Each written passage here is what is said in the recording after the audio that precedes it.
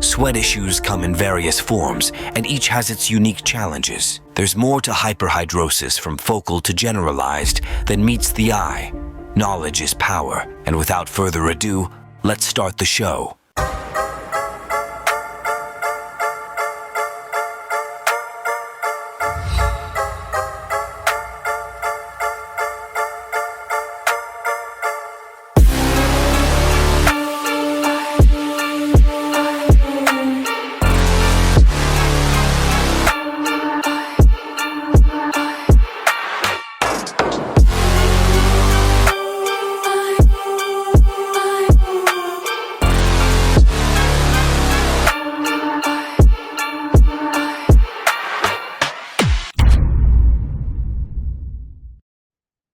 Today we're going to talk about the inhumane treatment that school teachers are facing. We are talking about educators in our country, but I believe that the experience is the same across East Africa and across the African continent, and even beyond.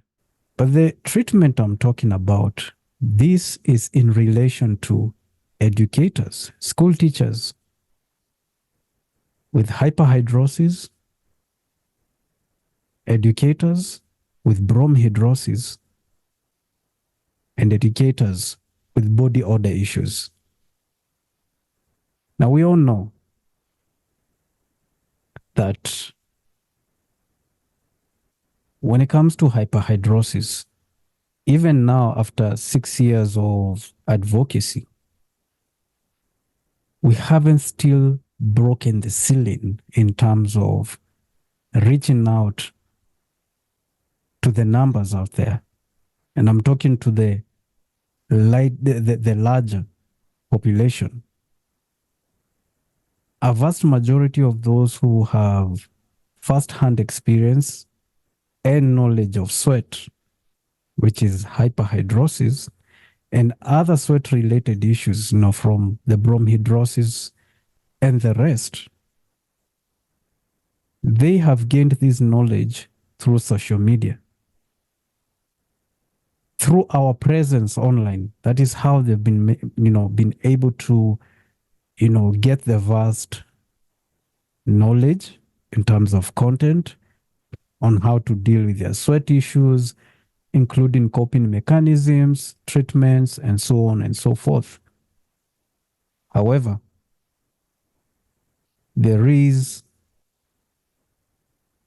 a percentage that is lacking.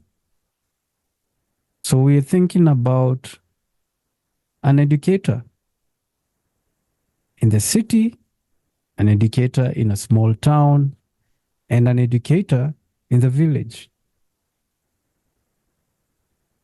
I know it's 2024 and someone will still ask, are there people who still live in remote lives, a remote lifestyle?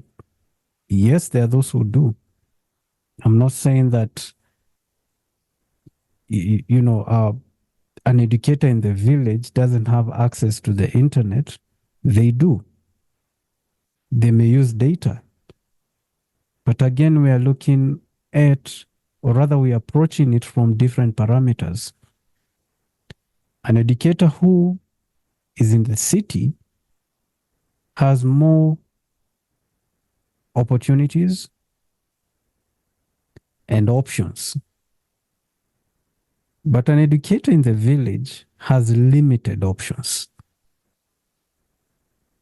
The one in the city can get more in terms of research because it's easy for them to go online. They have access to the internet, maybe in their school. They have data offers. They can access free Wi-Fi, maybe in a restaurant or something, which again, you need to be very careful with free Wi-Fi because that's how people, hack your phones and, they have access to your data. But again, they have options. But an educator in that remote village, they have limited options. So the one in the city gets more information, but ule mwenye ako huko mashinani, before imfikie, it takes a bit of time. And even how they get the information, it's very limited. Let me just use two scenarios. Kuna mwalimu ako Nairobi na kuna mwalimu mwenye ako Northeastern, Turkana, uko ndani.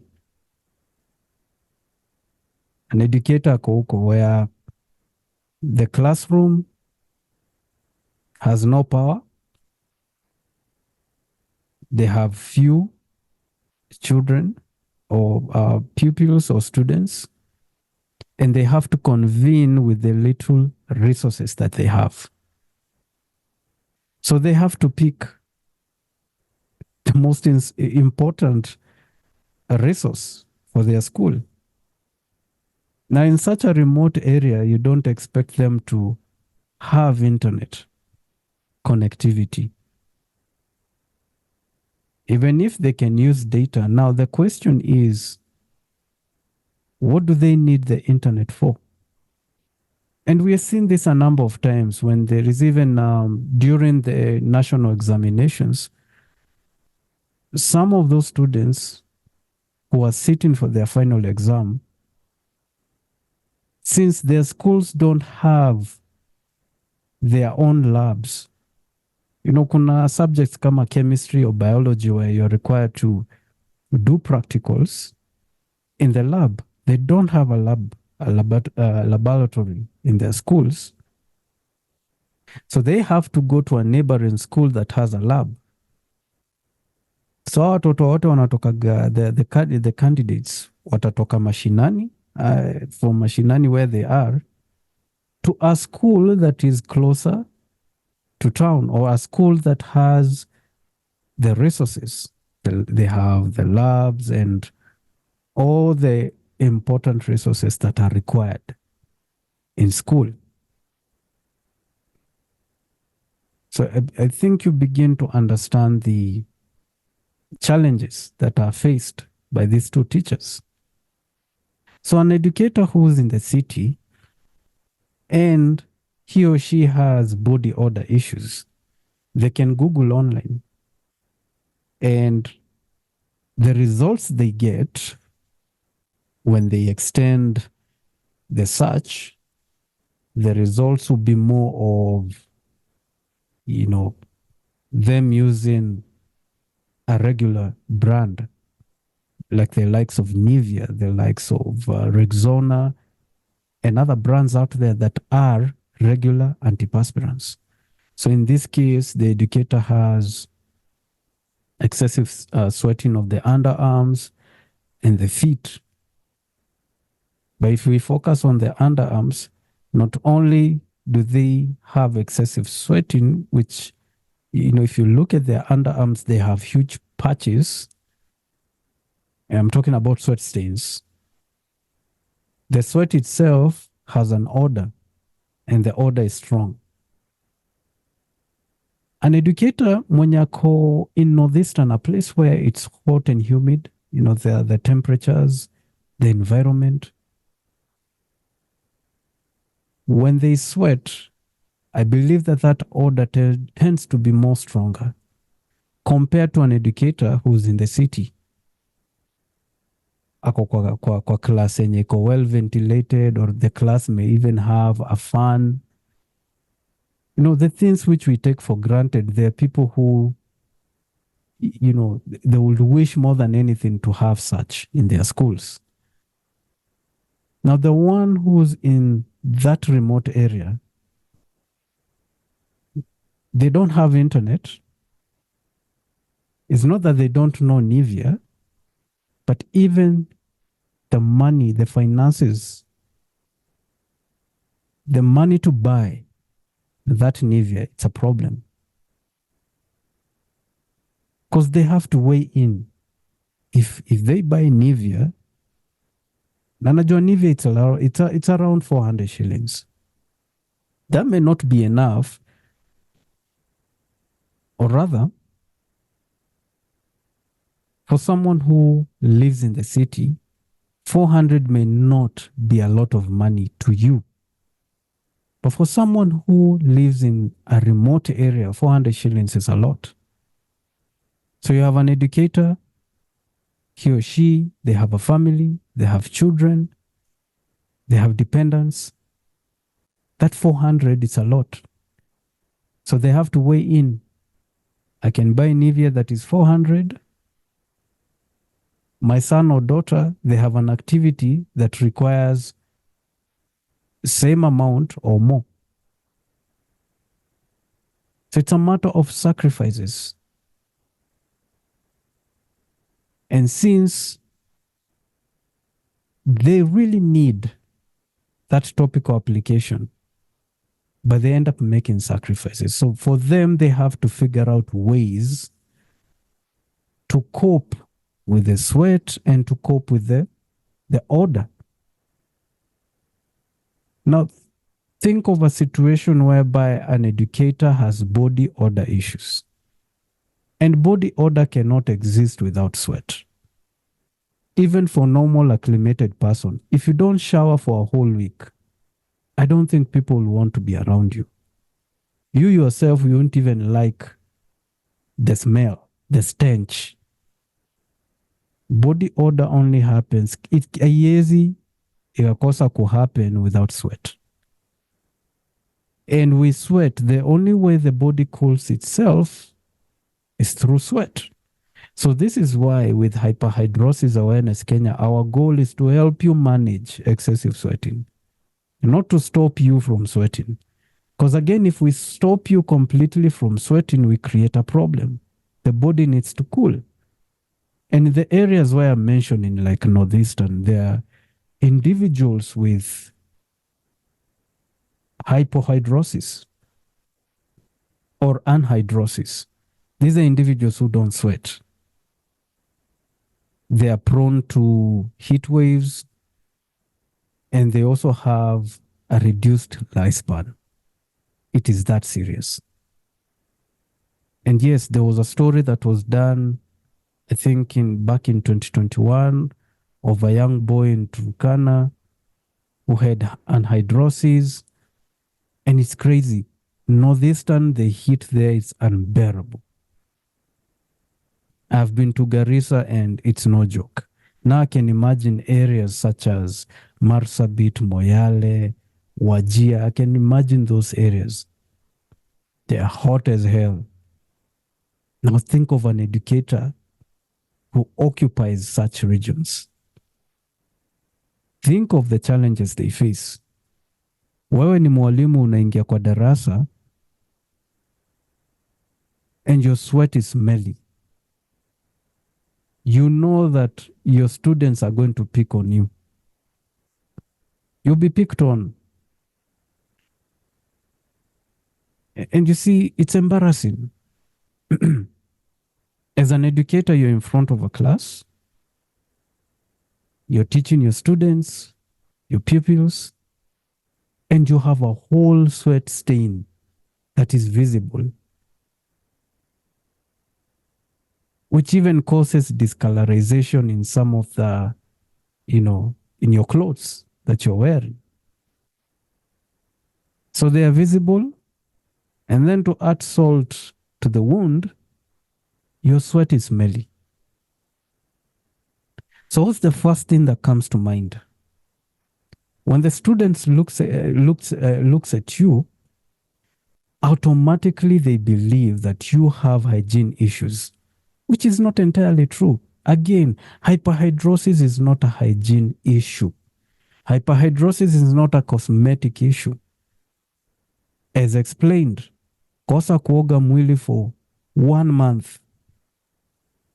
I don't think there's anyone who will want to be around you, including your pets and domestic animals.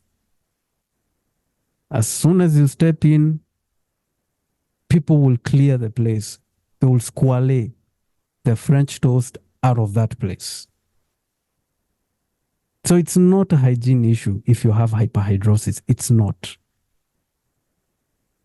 But there is bromhidrosis. which is sweat with bad offensive body odor. And this sweat is not just from the underarms. This sweat can also occur in the groin area. And the type of sweat is Hexel's hyperhidrosis, sweat that occurs in the groin and in the trunk, kwenye makalio. Yes, there are people who sweat in the trunk. It's very embarrassing. Can you imagine yourself walking around town and you see the same sweat patch you may have in your underarms, you have the same sweat patch in your trunk, a whole patch in your butt area, and another one in front in your groin area. I know it's embarrassing because people will think you've peed on yourself, which is not entirely true. So for an educator who sweats in the groin area or in the underarms, and the sweat is smelly, they'll be viewed as being unhygiene, unkept, unclean. They may be viewed as having hygiene issues. Now, it doesn't even stop there. It extends to their colleagues, to the administration, because educators are facing inhumane treatments in the hands of their fellow educators, the administration. And it doesn't stop there. They face the same inhumane treatments with county educators. Now, from last year, around November, December, and the start of the year, January, there are few educators who reached out to us because as Hyperhidrosis Awareness Kenya, we had a rollout program that we've been working in the background, behind the scenes. We've been talking about how we need to take this awareness to those who need the most. And if you go through our videos, we've talked about it. We've talked about taking this awareness to schools. However, we did not expound on the activities, because there's one thing to take awareness to school, but what does it entail? Is it just are we only focused on students with sweat issues, which we are going to also touch on students with sweat issues and the challenges they face, even though we've talked about it before. But how about educators? And they reached out to us. Some have even shared experiences that are very heartbreaking. And the more you read, the more you get disheartened on how they've been sidelined. Some have been given unexpected transfers. Some have been denied opportunities. Wengine paka wamebadilishiwa classes and subjects. And the explanation, some are not even given explanation. Wengine hata waambiwi. Wewe unaamka asubuhi unaenda shule unapatiwa letter ya transfer. Unaambiwa unatolewa hapa, unapelekwa shule ingine kwa mbali sana. Some have even been transferred to very remote schools, remote regions. Others have been taken to schools which, according to them, hata ukiangalia like the level of experience, some of them, na sisemi kwa ubaya, with the level of experience that they have and the schools where they've been transferred, it's not even making sense. Because hata hizo shule penye wanaenda, Kenya wanaenda kufunza, it's not exactly their forte. Which begs the question, are you being transferred because of your input, your experience, you being a problem solver, being taken from the previous school where you are, the current, from the previous school yenye ulikuwa, then you're being moved to a whole new environment or to another school to go and, take your problem solving, to go take your problem solving expertise, but ukiangalia vizuri, it has nothing to do with any of that. They don't have the guts to have a mature conversation with you. They would rather just, ni kama they just want to ship you, we unaeko kwa cargo, and if a house is burning down, do you blame the owner of the house? They didn't start the fire, but do you blame the owner of the house? It's a very good question. If your educators, your fellow educators have sweat issues, what's the best thing to do? Do you transfer them, or do you sit down and have a conversation with them? Do you go deep into finding the root cause of the issue, or do you transfer them? Because by transferring your fellow educators will not solve the problem. All you've done is move the problem from one school to another. However, if you sit down and listen, the problem, the biggest problem, and I'm going to be honest, with the education system, with the Ministry of Education, with county educators, with school administration, with TSC, is that they do not listen to understand. I've been in this awareness game for 6 years. They do not listen to understand. The moment you mention sweat, that's it. It's nail upon the coffin. That's it. Because, these are sweat issues. It's not cancerous. It's not painful. So why do we need to raise awareness on sweat where sweat is not an issue? That's the kind of mindset they have.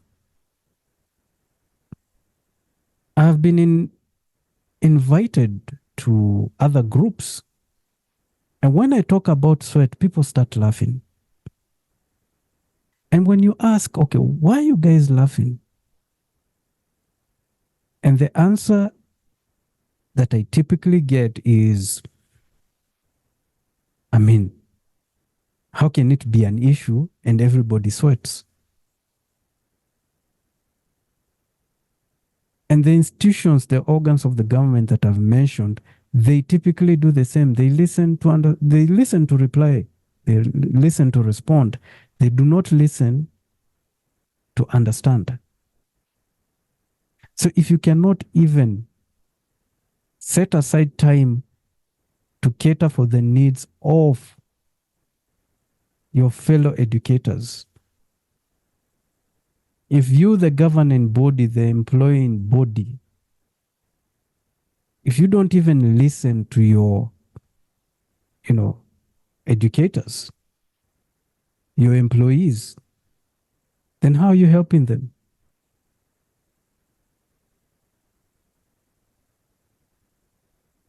And you want them to provide results in terms of their teaching skills. You want the students to have the best performance, to acquire the best grades, but you're not helping them. These are not robots, these are human beings. Okay, it may not be a problem to you, but it is a problem to them. So why aren't you not paying attention to them? And it's not that they don't talk. For those who have summoned, because like I said, I have a whole entire chat from an educator. An educator who has even gone for counseling because of the inhumane treatments that they get from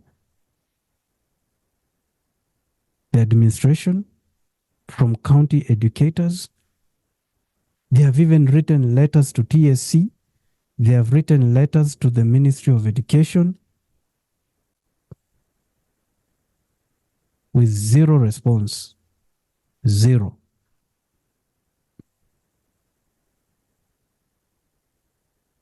How many times have I reached out to the County Health Promotion Unit? How many times have I even tried to reach out to the Ministry of Education and even the Ministry of Health? And all we get is a cold shoulder. We're just being pushed to the side.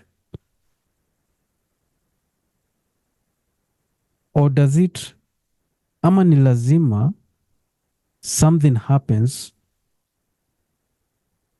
for you guys to take things seriously? Because what that educator sent to HAK, if you happen to read, you'll be heartbroken. You'll be disheartened.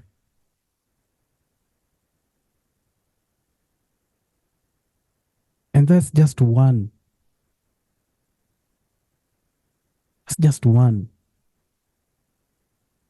How many educators out there are having a hard time with their sweat issue? It's not that they wished to have hyperhidrosis. Hawakuchagua kuzaliwa hivyo.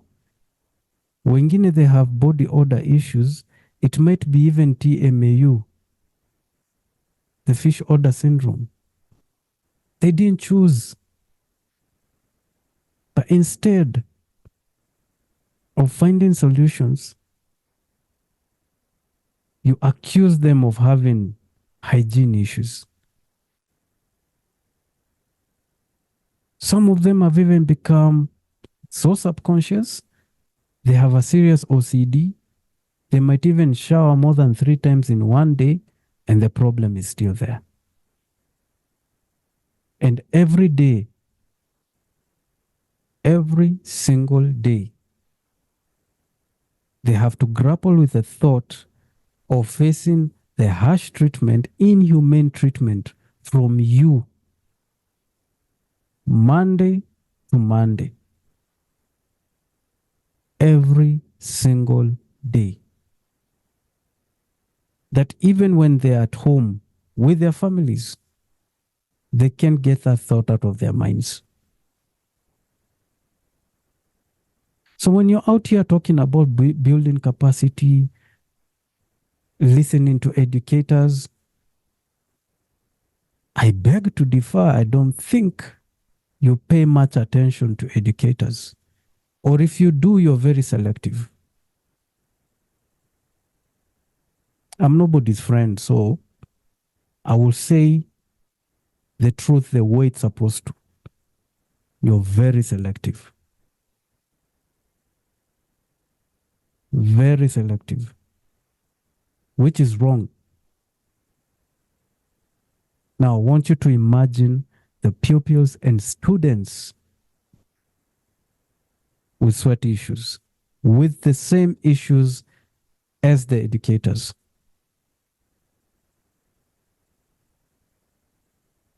What are you doing?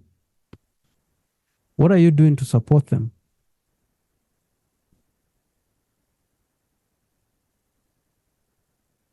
I mean, as HAK, we are here to take the awareness to them.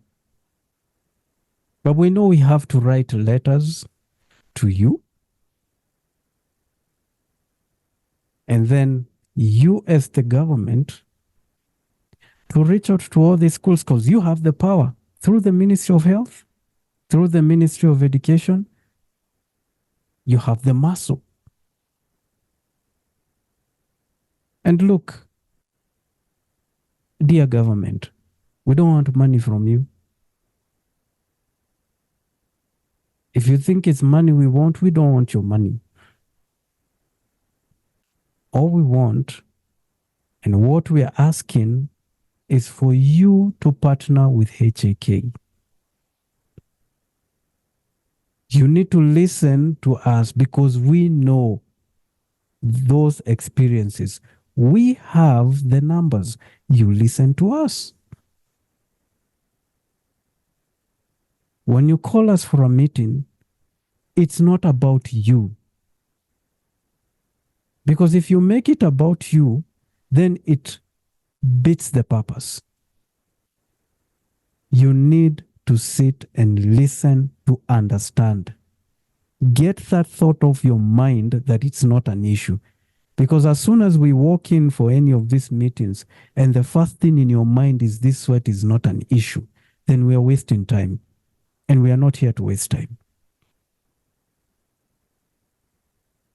There is no in hell an educator can lie that they've been transferred unexpectedly with no reason. They even write to county educators and they get zero response. Then they have no option but to abide by the rules. For them to reach out to us and someone to detail an experience that they have gone through for more than even 10 years. How can that be a joke? Sisi si watu wa kiki. Sisi watu wa kata. We are not here for PR. We are not here for clout. And there is no way they can lie. But when you look at these experiences, and that there is evidence to show that they have written and that they have tried to seek assistance and nothing happened, what are we doing?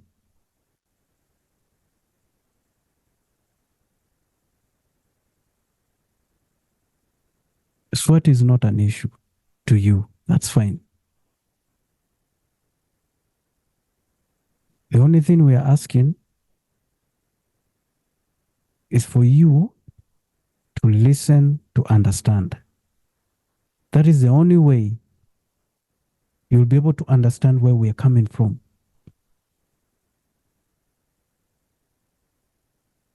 You want the school-going children to get the best. You want them to succeed. By the way, educators spend more time with children than parents. Mtoto wako anatoka nyumbani 8 or even earlier than 8 and they get back home at 4 or 5 in the evening in the hands of educators. The same educators are getting and facing numerous challenges, harsh treatments from their fellow colleagues, administration, Ministry of Education, county educators, and then they have to go home and also face the same. Some of them have families.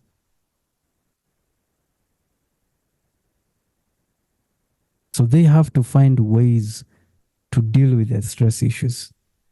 But every day they know they have to wake up to go and face the same inhumane treatments.